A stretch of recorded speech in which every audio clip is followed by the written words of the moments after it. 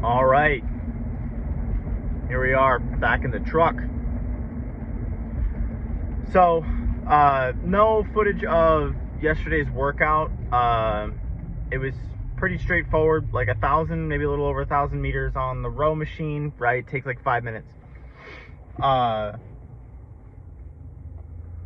Do some hip abduction, adduction, sit in a squatted position for a while, did some normal like snatch type warm-up movements, where I will play around with feeling springy on snatch, making sure I'm with just the bar, following a good pathway. I don't know the terms for all the drills, but there's one where like I will control it to the like a high height, like it looks like an upright row, but my elbows are high and stuff at the snatch grip, and I'm kind of like onto my tiptoes, and then I will, like, without pressing, I will drop under the bar from that position, right? So it's really to feel the getting under the bar with high speed at that fully extended position, and then I'll kind of like do some that are from like a hang from the knee, right, and really pull it through, right, like just playing around with the path. And then I'll slowly add weight, and there'll come a weight that's usually around nothing heavy, like 75 or 95 pounds, where I feel confident in doing none of the drill work, the light drill work, and doing something that looks like only doing something that looks like a snatch, right? And so it'll start off being like a power snatch, like from the knee, and then eventually like slowly add weight until it was from the floor. So I did the kind of warming up that I would normally do when I do like when I'm working up to a heavy snatch, but I only worked up to 135. And that's just because I wanted to feel 135 before I did my little mini WOD. So I did 2 snatches at 135, followed by 4 pull-ups. And I did like, and that was on a minute 15. And I did 8 rounds of that. And it actually felt really good.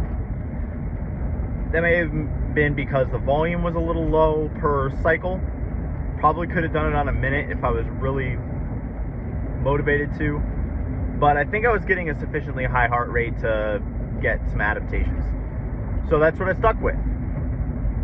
And then after that, I did squats at 205. 205? Yeah, so very light. It was lighter than I think I originally intended, but I did, like, I worked up to that weight, set to 12, and then I did that 3 times, set to 12. And then I went home. Very short, very easy. Get in, get some work done, go home, right? Like, just nothing, no bells and whistles.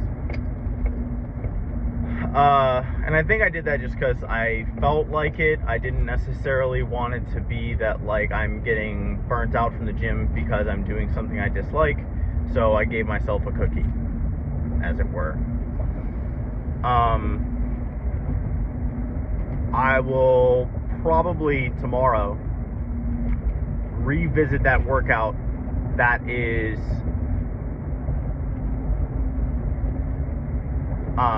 the sledge and the yoke, but I'm going to double the loaded weight on the yoke. So I put 100 pounds on the yoke last time, put 100 pounds on the yoke last time, and it was fairly easy. I was learning the thing, but I'm supposed to eventually get up to doing like 600 pounds on the yoke for some distance. So I think I need to be doing 30-40% of that reliably. So we're gonna see what 250, 275 on my shoulders walking feels like. I don't know how much the frame weighs, so that's why I said like I'm gonna double the loaded weight, right? I put 100 pounds on, we're gonna put 200 pounds on this time, and there's no way that the frame weighs 100 pounds. So yeah, so probably 250 is a decent guess, which means that like eventually I'd like to move very quickly with like 550, and then be able to move at all 650, and at least if I can do that when I go to competition and I'm moving 600, I won't embarrass myself exactly, right? Like I'm not gonna, you know, I may not win something, but like I'm not gonna look like why did you sign up and come here and not be able to do the weights.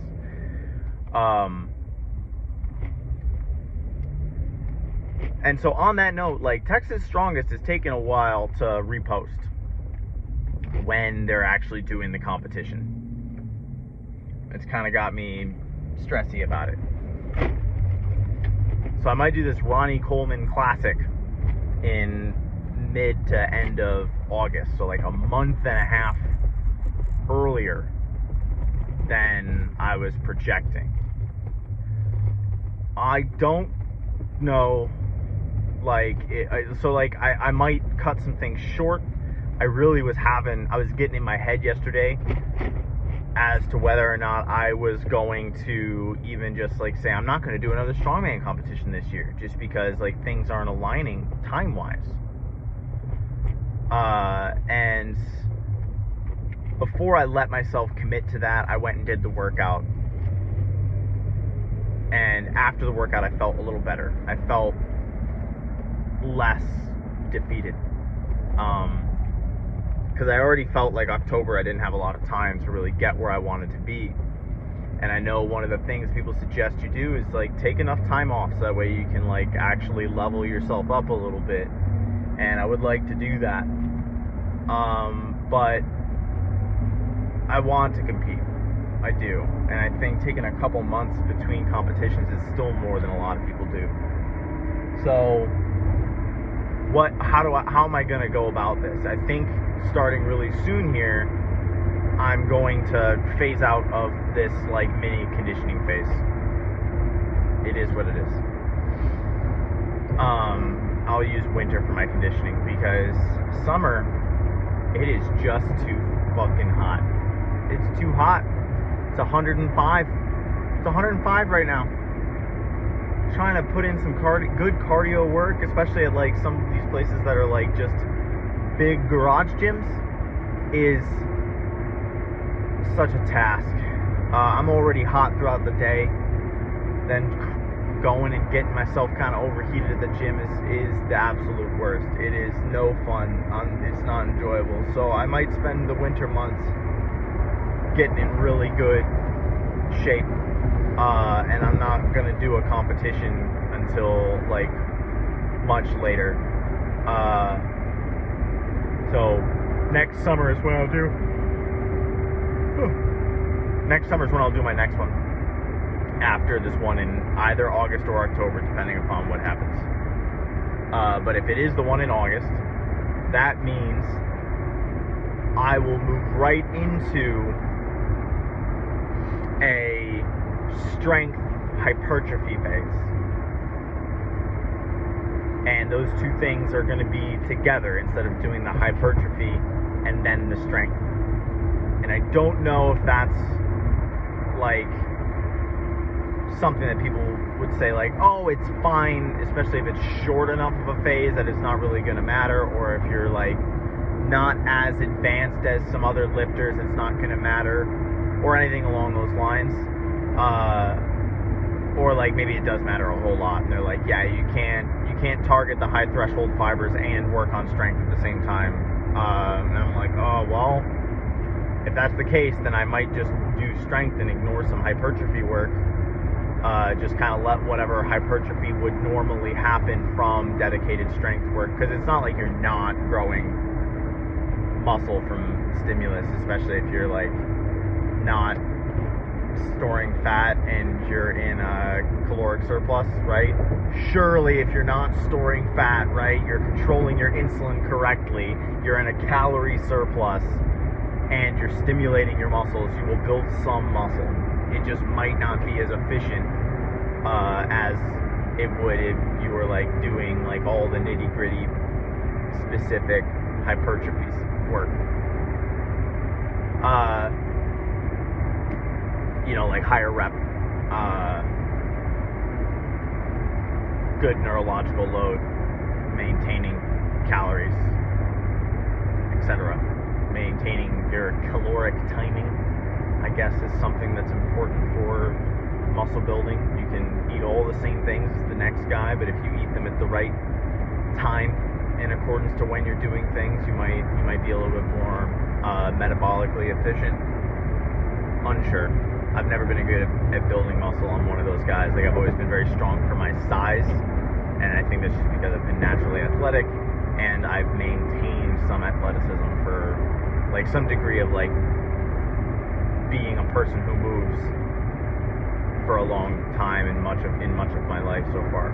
I never kind of like really let it go. There were some small times, but for the most part, I never really let it go.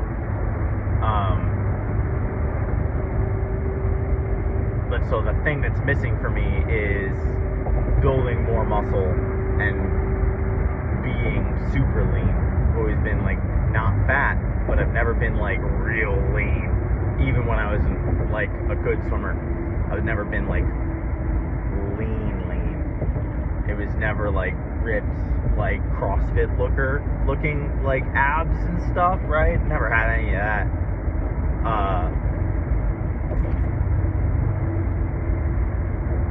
But yeah. So what does that look like? Unclear. I might do something that's very bare bones, no weird math, because I have some spreadsheets that like I use like trigonometry, like cosine, sine, like tweaked sort of like they're like tuned formulas, right? I started off with a formula that like kind of made sense for the periods and the troughs and the overall average slope, right? So you can have a slope that's X, but then you can have a like that average slope between 2 points is X, but it's actually like just this upward trend cosine. Bad with the terms again.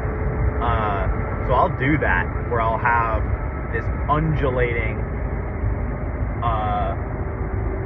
from start to finish linear periodization, but like as you zoom in, like it's not linear. And this is based off of a couple things. Like, I kind of accept that it's around 10 days for like super compensation, right? Like, you've incorporated the adaptations from a workout 10 days later, and then it's 4 days for like to be truly no longer injured, not recovered, right? 'Cause recovery can be a weird term. To no longer be suffering the ill effects from a specific workout, right? You will still be suffering ill effects, but maybe it's from a different workout than the one that was 4 days prior. And so that's 14 days. So like, it is interesting to me that like some of the periodicity does end up being on 28-day cycles. There's just something like biologically true about that number. If I'm to ascribe to some naturalistic fallacies, I think if there's any time that you're going to do it, it's with something like physiology related, I guess.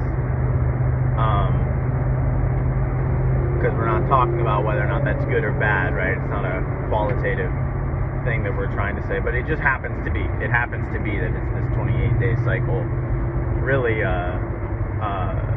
56-day cycle. But whatever. And so I've got some crazy math that is in some of my spreadsheets to try and give myself an idea of how to really optimize my recovery if I'm not the most adept at the structure of an individual workout. So I gotta play to my strengths somewhere. And so I would utilize a more simple tack, which is like I'm just gonna go hard for like a number of reps, and I'm just gonna slowly reduce those reps as I get closer to a certain point, right? So like I will be high threshold fibers early on in this phase, and it will slowly trend towards strength, and then we'll dial that intensity back, leave the same number of reps as towards like 90% towards the end of that phase where I was working on strength, right? 80-90%, and we'll start working power. We'll have like 60% load,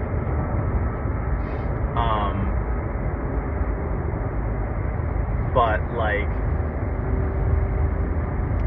we're talking like 40% the number of potential reps, or less even, right? So like we're talking about like 2-3 reps for something that I could do like 12 reps of if I were to really grind it.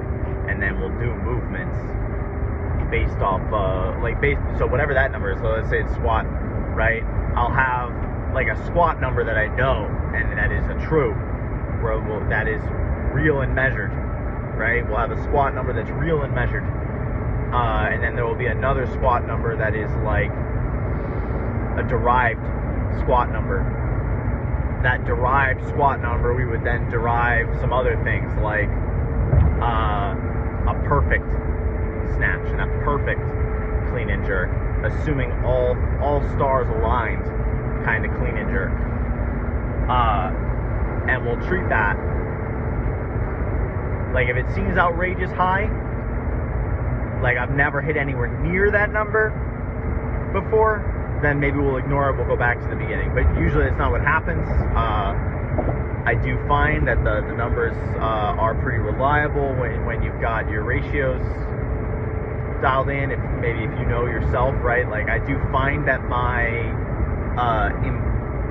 derived snatch is very high compared to like my actual snatch. But I do know that some of that is bad form. I know that I am less good at snatch than I am at squatting and doing the clean and jerk. Not that I'm like some expert at either of those, but in comparison, my snatch is very bad. So I know that's a form issue, which now I'm kind of like, well, does that mean I should sacrifice the load that I know I'm capable of doing? Because I know the load I can take is relative to my squat, not my snatch, right? So I do the sort of there's 2 calculations deep of conversion to get there. So I'll actually tell you the numbers. It's my clean and jerk. Let's say my clean and jerk is what's true and measured. Say it's 265, right? You multiply that times like 1.31. So that's what like I should be doing squat for like a single or a double, somewhere in that ballpark, plus or minus 10, right? Who knows? I don't really do max squat, so I don't know. I will utilize some calculators online for max effort of a squat to sort of like see like, okay, well if I did 3 squats at 315, what does that mean, right? What should I be doing for one? it ends up being lower than what it should be in comparison to my clean and jerk, right? And so I'll be like, oh, maybe I could have done more on 315, more reps at 315. Is that true? I don't know, right? So maybe I'll kind of split the difference on like where I'm being conservative and where I'm being liberal with like how much I can do or should do or would do, you know, because like you just gotta accept that like some numbers are projected.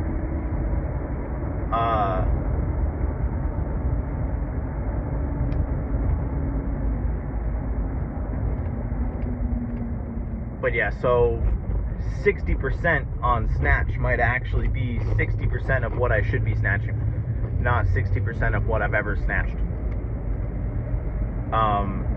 And maybe again, I'll split the difference, right? I know, and I'll choose 60% because I know that's the lower end. I might choose 80% when I'm talking about my clean and jerk. Because my clean and jerk, like I've maxed it appropriately and it falls in line with what I'm squatting. But I do know that there are some muscle fiber adaptations that happen every workout, and so I want to make sure that I'm staying at least close to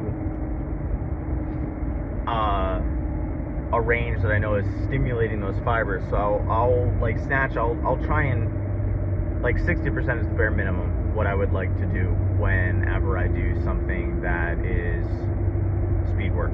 So the speed work that will happen after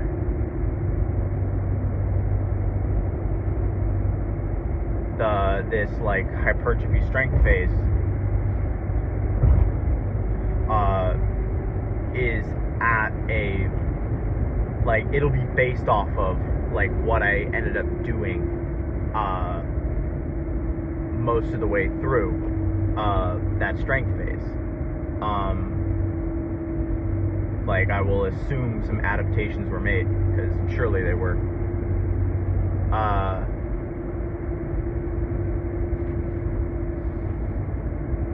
Yeah, I'm hoping by the end of this year I'm snatching 200 pounds. I'm talking pounds, guys. So yeah, but hopefully by the end of this year we're snatching 200. And clean and jerk like 275, 280, something like that. Feels like a tall order, but a year and a half ago I was struggling with 225, and I've added 40 pounds to that. So maybe in another couple months we can add even 15 pounds. It's reasonable, especially when there's room. We're not talking about I'm getting to some sort of like competitive limit, where like, oh yeah, you're just kind of getting to a point where like it's become obvious to you that you can't be competitive. I think I know that, but I'm not anywhere near that threshold yet. I think there's a lot of room to be made up by just getting stronger and like doing the movement better.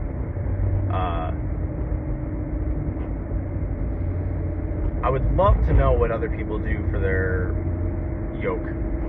Like, how do they scale it? Because, like, for a speedy lift, I know that, like, I am probably going to stick to 60 to 80% of my 1 rep max. And you can tend a little higher if you're somebody who, like, trains deadlift, right? You're not doing, like, speed reps for deadlift. You're just trying to get volume in on deadlift and have it not be a detriment to some of those fast twitch fibers. You stick in that, definitely above 70%, right? So like closer to the 80, you can trend closer to the 80% range more often than you would with something like snatch. Snatch might be like closer to the 60% range more often. Just so that way you can do it with greater frequency and you can recover from it. And you're definitely making sure that you can be fast with it, because like if you're not fast with your snatch, like it's reliable that you're not going to make the heavy snatch that you should be making.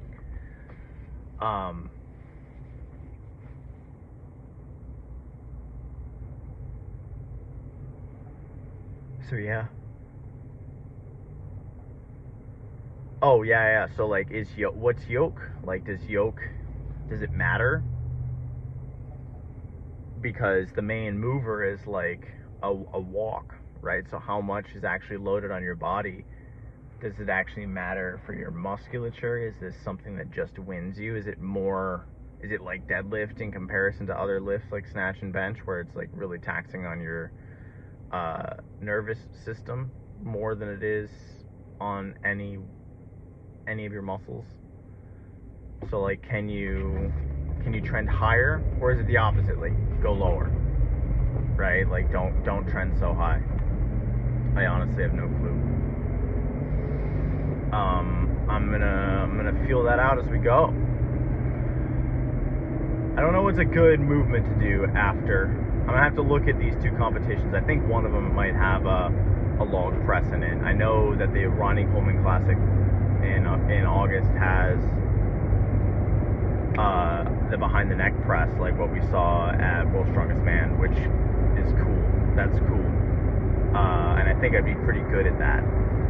Surprisingly enough, unlike what a lot of people were saying, where like, oh, you'd get a closer grip, I like the reduced range of motion that you would get from the snatch.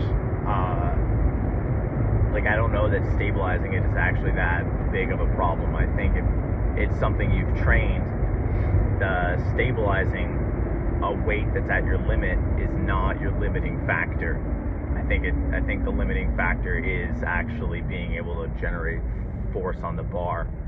And once you're already extended, like, your path is good, it shouldn't matter so much.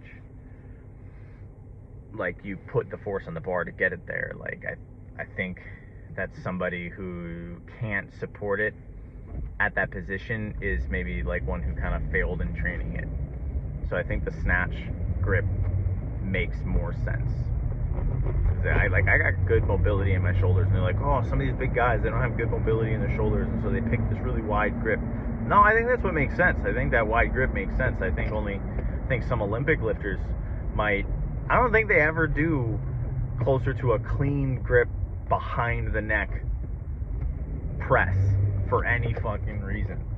It doesn't make sense to me anyway. I mean, maybe somebody does it, but I think you would do it from a snatch grip. I think that's just how it's done. And so reducing that range of motion just so that it clears your head, excellent, great.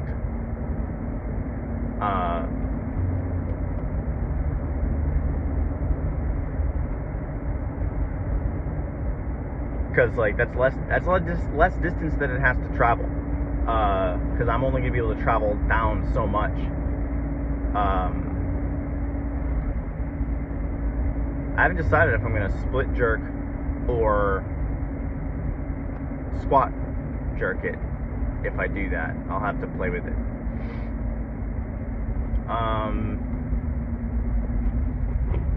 Maybe after my WOD tomorrow.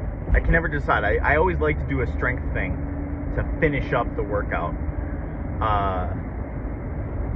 Don't want to do bench at the gym that I'll end up going to, because just there's a lot of bros there that I just don't want to be doing stuff that they're like, oh, that's my thing, and I see you doing my thing. And so that'll be, especially as a very small guy, I'm so small compared to some of these dudes. As a small guy, I absolutely don't want to do that.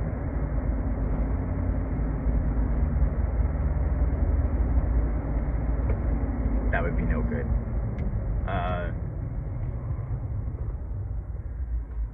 Yeah, it's a judgment zone for sure. Like, if there was a polar opposite to Planet Fitness, it's this place.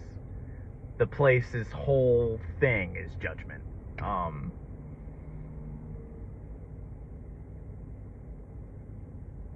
Like, I think we can all agree Planet Fitness sucks. But, like, the opposite of Planet Fitness is not like regular gym. It's not like commercial, normal gym, right? The opposite is like these bodybuilder gyms right, that like look at you funny if you're doing anything other than bodybuilding or like deadlifting a shit ton, right? If you're deadlifting just some outrageous astronomical number, then you're legitimate. You're allowed to be there. But barring being a super awesome bodybuilder or like being a bodybuilder type or like a super awesome power lifter, there's definitely some guys you can see in their face. They view you as illegitimate. Whatever. Very toxic the whole place. But they've got the implements I need. They've got the strongman implements, and I'm the only one that uses them. It might be fun just to do log. I don't have log coming up in these competitions, right? I don't think there's supposed to be log at Texas Strongest. There might, they might change the events when they repost, but Metroplex Gym, I don't know if they're supposed to have it or not.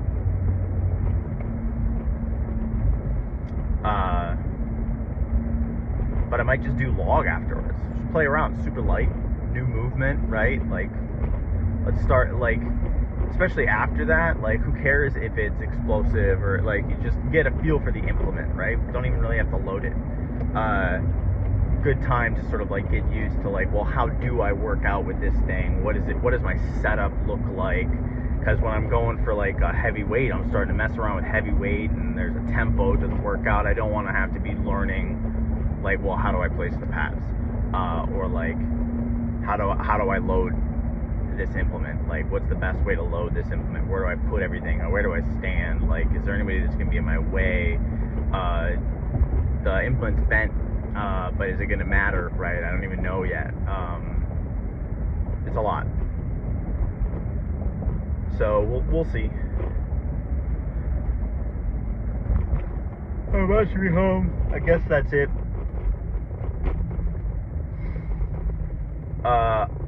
Thoughts? Anybody? Somebody who's kind of like done CrossFit, transition to strongman, or done Olympic lifting, transition to strongman. I want to know, like, are there these people out there? I know that That's Marty guy from like Zat Strength. He did some videos with like Juji Mufu recently, and I know that he's one of those people, and he's a pretty good strongman, but he's had some injuries lately, and I want to say I think that they're unrelated, but I too have always had weak biceps, but I was also a swimmer. I don't know. The only other swimmers that I'm aware of that were successful in some other sports also are people that have had chronic injuries when they got really good. And I don't know if that has to do with like the drugs, or if that has to do with like some inappropriate early physiological changes that are unique to swimming and are bad for other stuff. But like my hamstrings and my biceps, maybe it's genetic, right? Do the genetics for my biceps in my arm also govern some of the predispositions for the bicep in my leg? Because that's what your hamstring is, right? It's a bicep. At one point in our evolutionary history, like the limbs were very similar to each other. But do they have the same genetics? In humans, obviously not, because like legs are legs now, right? But like somewhere in there, is there still some information that informs how my bicep and my leg forms and grows and is like maintained, that is like the same stuff as what does that for my arm? You get what I'm saying? Does that make sense? Alright, well, comment, like, subscribe. I will make these shorter and more to specific points if I get more viewers and comments, and I can talk about the stuff that you guys want to talk about. Otherwise, I will ramble. I will continue to ramble off into the ether. So if you want to spare the ether, my musings, say stuff to me. Goodbye.